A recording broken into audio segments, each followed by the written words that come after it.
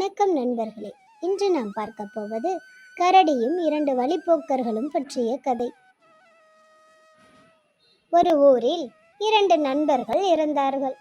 அவர்களில் ஒருவன் ராமு, மற்றொருவன் சோமு. இருவரும் இணை பிரியாத நண்பர்கள். ஒரு நாள் இருவரும் தேனெடுப்பதற்காக காட்டுப்பகுதிக்கு சென்றனர். செல்லும் வழியில் ராமு சோமுவிடம், "நீ எதை பற்றியும் பயப்படாமல் என்னுடன் வா. என்னை போன்ற நண்பனை காண முடியாது.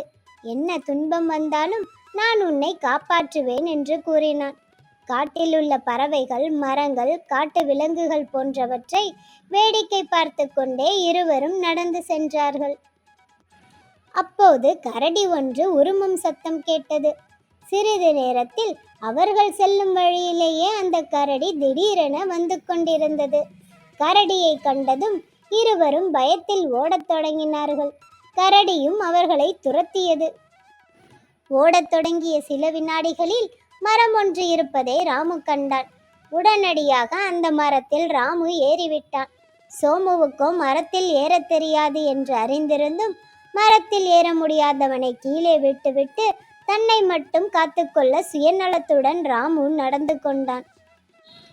சோமுவுக்கு மரம் ஏற தெரியாததால் என்ன செய்வதென்று தெரியாமல் திகைத்தான்.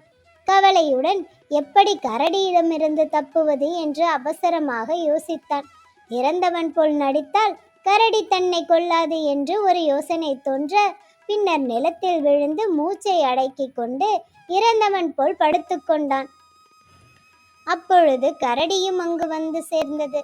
படுத்திருந்தவனை உண்பதற்காக அருகில் வந்த கரடி கீழே விழுந்து கிடந்தவன் காதருகே சென்று நுகர்ந்து பார்த்தது.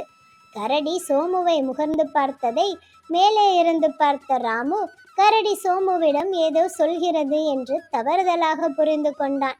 பிறகு அவன் இறந்தவன் என்று கரடி முடிவு செய்து அங்கிருந்து நகர்ந்து போய்விட்டது. கரடி செல்வதை மரத்தின் மேலிருந்து பார்த்த ராமு கீழே இறங்கி வந்து சோமுவை எழுப்பினான். கரடி சென்று விட்டது, நாம் தப்பிவிட்டோம் என்று ராமு கூறினான்.